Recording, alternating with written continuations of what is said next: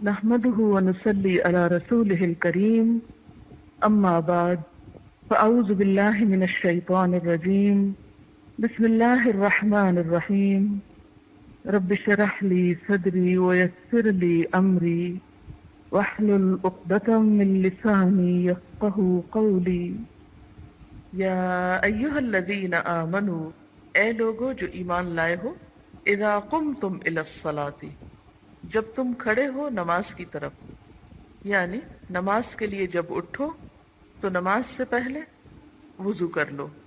پھر وضو کی تھوڑی سی تفصیل بتائی گئی۔ یاد رکھیے کہ نماز کے لیے تازہ وضو بہتر ہے، اگرچہ ضروری نہیں۔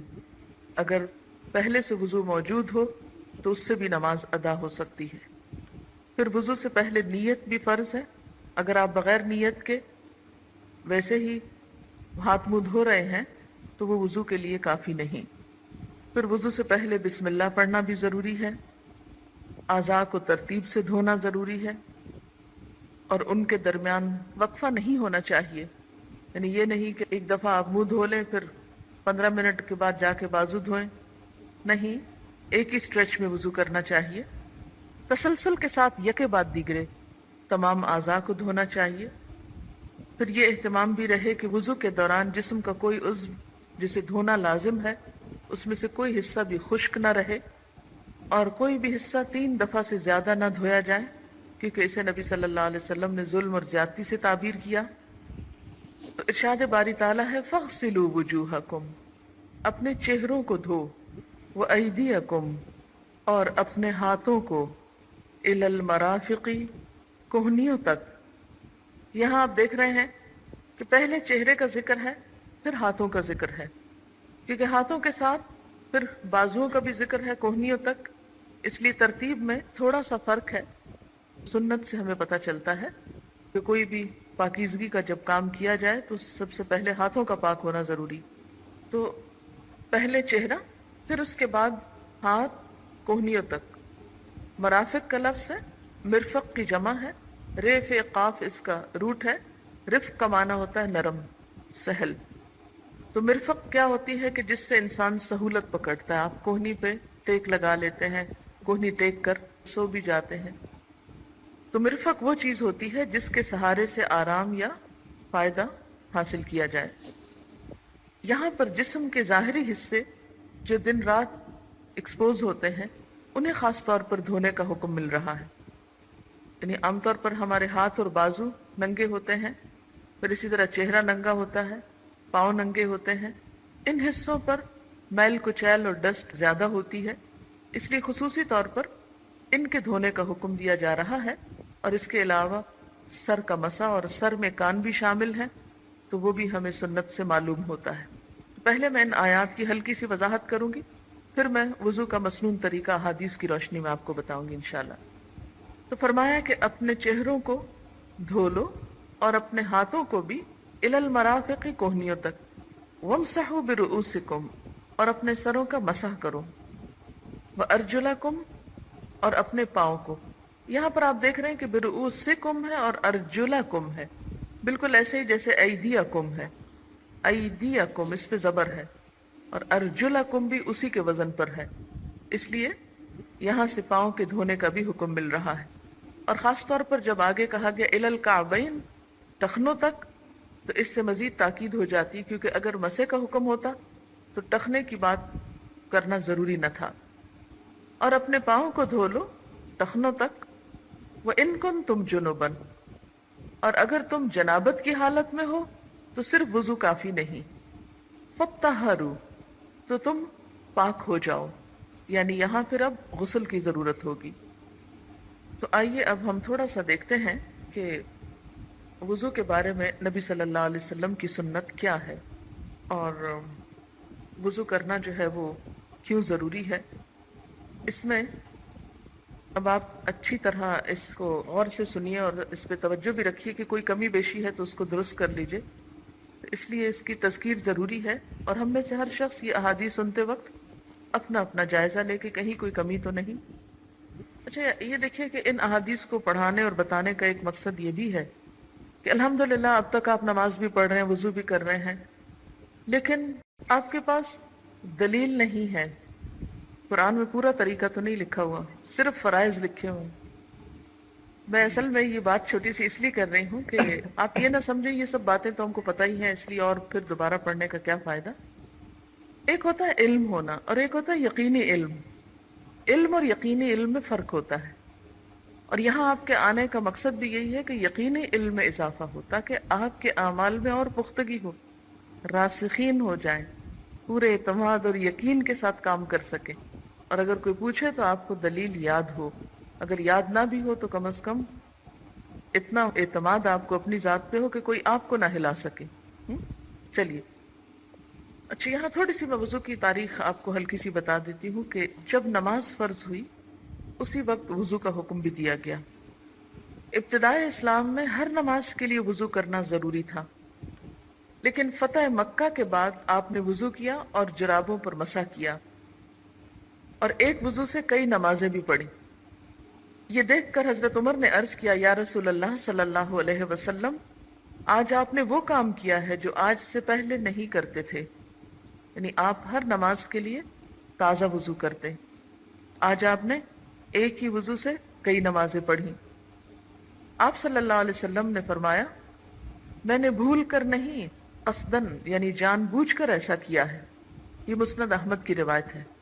اور جان بوجھ کر آپ نے ایسا کیوں کیا؟ تاکہ امت کے لیے سہولت ہو جائے۔ پھر اسی طرح یہ بھی یاد رکھیے کہ وضو جو ہے اللہ تعالیٰ کے تقرب کا ذریعہ ہے، وضو کے بغیر نماز قبول نہیں ہوتی۔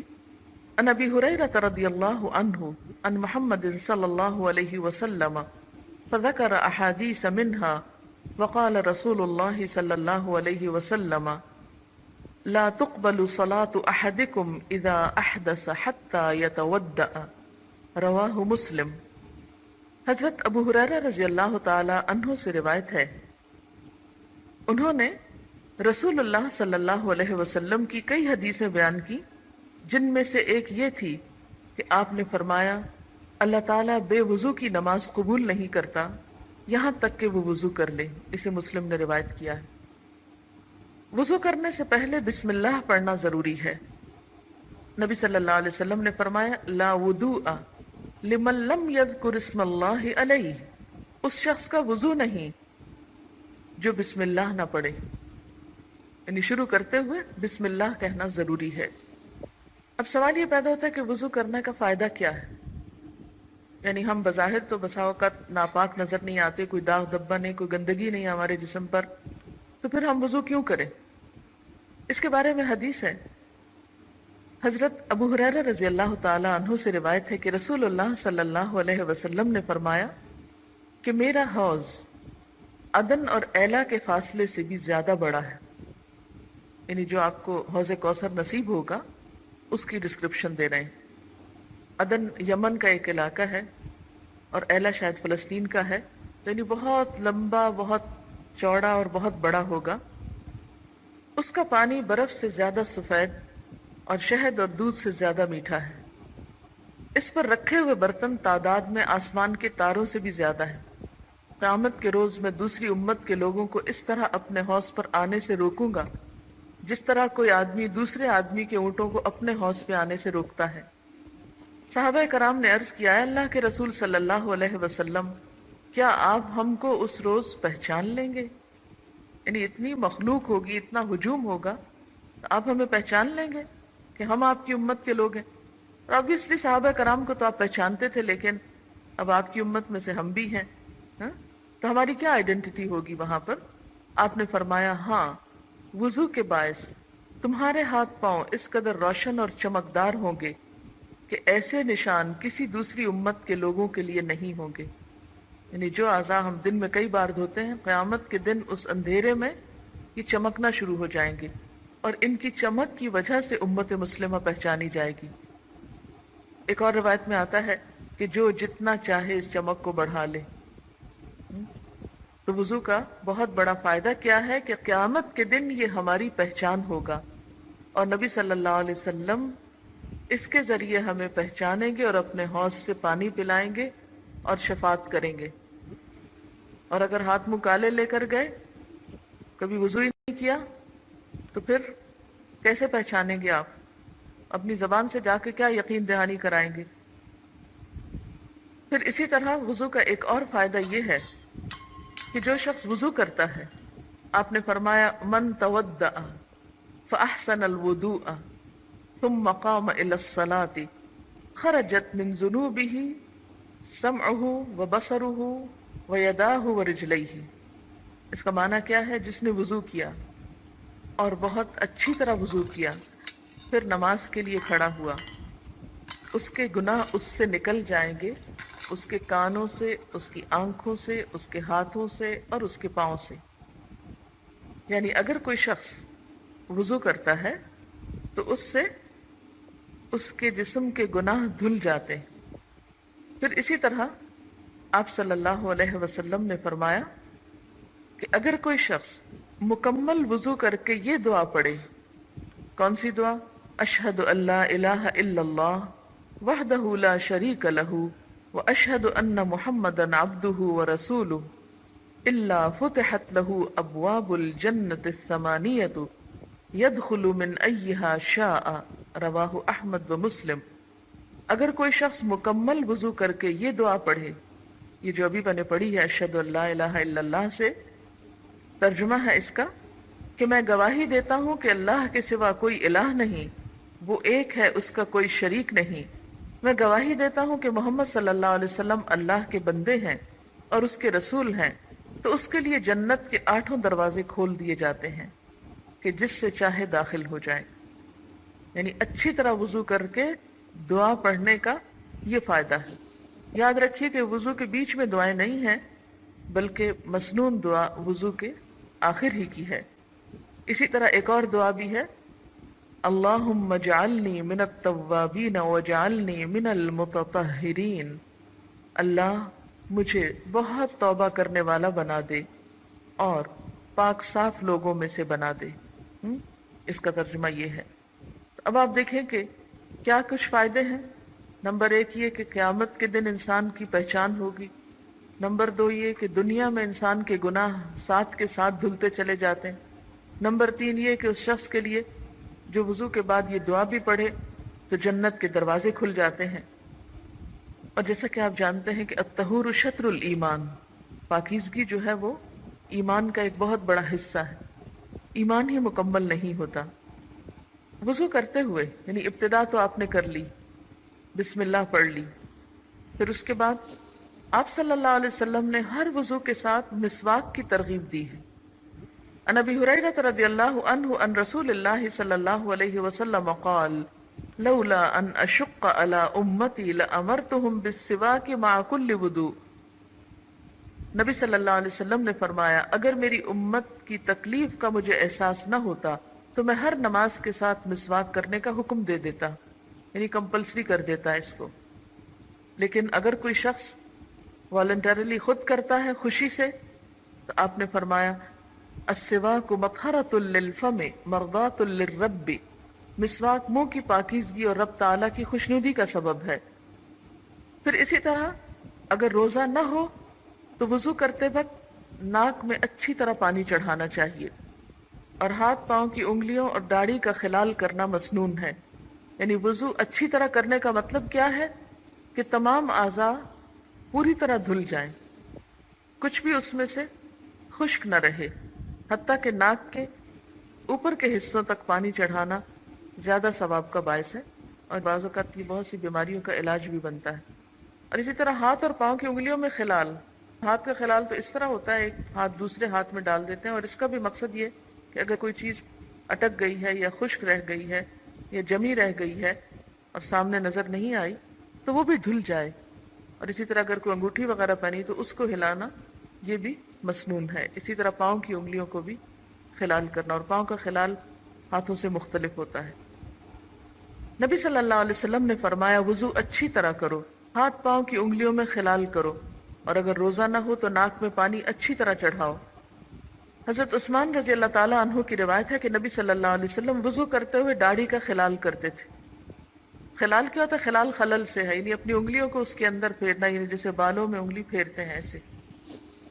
پھر اسی طرح سر کا مسح کرنا، اس کا مسنون طریقہ کیا ہے کہ رسول اللہ صلی اللہ علیہ وسلم نے اپنے سر کا مسح اس طرح کیا کہ اپنے دونوں ہاتھ آگے سے پیچھے لے گئے اور پیچھے سے آگے لائے، یعنی پہلے سر کے اگلے حصے سے شروع کیا اور دونوں ہاتھوں کو گدی تک لے گئے، پھر جہاں سے شروع کیا تھا وہیں تک واپس لے آئے۔ اسے بخاری نے روایت کیا ہے۔ سر کے ساتھ کانوں کا مسح بھی ضروری ہے۔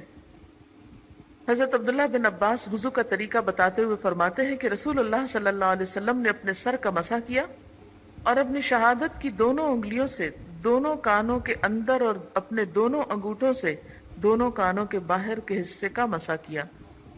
اسی طرح پگڑی پر بھی مسح کیا جا سکتا ہے، لیکن سکارف پر مسح کی کوئی دلیل نہیں ہے، یا دوپٹے پر۔ حضرت مغیرہ بن شعبہ سے روایت ہے کہ نبی صلی اللہ علیہ وسلم نے وضو کرتے ہوئے پیشانی کے بالوں، پگڑی اور موزوں پر مسح کیا۔ پھر اسی طرح وضو کر کے پہنے ہوئے جوتوں اور موزوں اور جرابوں سب پر مسح ہو سکتا ہے۔ وضو کے اعضاء میں سے کوئی حصہ خشک نہیں رہنا چاہیے۔ حضرت انس فرماتے ہیں کہ نبی صلی اللہ علیہ وسلم نے ایک آدمی کو دیکھا جس کے پاؤں میں وضو کرنے کے بعد ناخن جتنی جگہ خشک تھی، یعنی بہت تھوڑی سی۔ نبی صلی اللہ علیہ وسلم نے اسے حکم دیا کہ واپس جا کر اچھی طرح وضو کرو۔ حضرت ابو ہریرہ سے روایت ہے کہ نبی صلی اللہ علیہ وسلم نے ایک آدمی کو دیکھا جس نے ایڑی نہیں دھوئی تھی، یعنی اوپر سے پانی ڈال لیا تو پیچھے سے ایڑیاں خشک تھیں۔ آپ صلی اللہ علیہ وسلم نے فرمایا وَيْلٌ لِّلْأَعْقَابِ مِنَ النَّارِ، خشک ایڑیوں کے لیے آگ کا عذاب ہے۔ یعنی وضو کی جو سستی ہے یہ معمولی سستی نہیں ہے۔ پھر اسی طرح وضو کے بعد پانی خشک کرنا یا تولیے کا استعمال کرنا یا نہ کرنا دونوں طرح درست ہے۔ حضرت عائشہ فرماتی ہیں کہ رسول اللہ صلی اللہ علیہ وسلم کے لیے ایک کپڑا تھا جس سے آپ وضو کے بعد بدن پونچھتے تھے، اور خصوصی طور پر سردی کے موسم میں اگر جذب کر لیا جائے پانی زیادہ بہتر ہے، ورنہ تو حکم یہ ہے کہ جتنے قطرے جب تک ٹپکتے ہیں اتنے گناہ جھڑتے چلے جاتے ہیں۔ حضرت میمونہ رضی اللہ تعالی عنہا نبی صلی اللہ علیہ وسلم کے غسل جنابت کا طریقہ بیان کرتے ہوئے فرماتی ہیں کہ آپ نے غسل کے بعد اپنے دونوں پاؤں پھر دھوئے، یعنی آخر میں۔ اس کے بعد میں نے آپ کو تولیہ دیا تو آپ نے واپس کر دیا، یعنی ایک اور موقع پر تولیہ استعمال نہیں کیا۔ اس سے کیا پتہ چلتا ہے کہ دونوں طریقے درست ہیں۔ بعض اوقات ایسا تھا نا، بہت گرمی ہوتی ہے، انسان نہاتا ہے تو سوچتا ہے کہ کپڑے بھی تھوڑے ٹھنڈے ہو جائیں تو بہتر ہے۔ حضرت عبداللہ بن عباس سے روایت ہے کہ نبی صلی اللہ علیہ وسلم نے وضو کرتے ہوئے ایک ایک مرتبہ بھی آزاد ہوئے، یعنی اس سے پتہ چلتا ہے اگر پانی کم ہو تو ایک مرتبہ بھی سارے اعضاء کو دھونا کافی ہے۔ اور ویسے مسنون طریقہ کیا ہے کہ 3 بار دھویا جائے۔ ایک اور روایت میں حضرت عبداللہ بن زید سے ہے کہ نبی صلی اللہ علیہ وسلم نے وضو کیا اور 2 مرتبہ آزاد ہوئے، یعنی اگر پانی اتنا ہے کہ 3 دفعہ نہیں دھو سکتے تو ایک کی بجائے 2 دفعہ بھی دھو سکتے ہیں۔ حضرت عبداللہ بن عمرو بن العاص روایت کرتے ہیں کہ ایک دیہاتی نے نبی صلی اللہ علیہ وسلم سے وضو کا طریقہ دریافت کیا، یعنی ایک بدو آیا اور اس نے پوچھا وضو کیسے کرتے ہیں، تو آپ نے اسے 3 بار وضو کے اعضاء دھو کر دکھائے اور فرمایا وضو کا طریقہ یہ ہے، جس نے اس سے زیادہ مرتبہ دھویا اس نے برا کیا، زیادتی کی اور ظلم کیا۔ تو یہ بات یاد رکھیے کہ وضو کی نیت سے 3 دفعہ سے زیادہ نہ دھوئے، اس سے وہ وسواس اور جو وہم ہے وہ بھی کنٹرول ہوتا ہے، جو ایک نفسیاتی بیماری بعض اوقات لوگوں کی بن جاتی ہے کہ وہ دھوتے چلے جاتے ہیں اور پانی بہاتے چلے جاتے ہیں اور پھر بھی ان کی تسلی نہیں ہوتی، وہ سمجھتے ہیں کہ ابھی تک ناپاک ہے اور کوئی حصہ خشک نہ رہ گیا ہو۔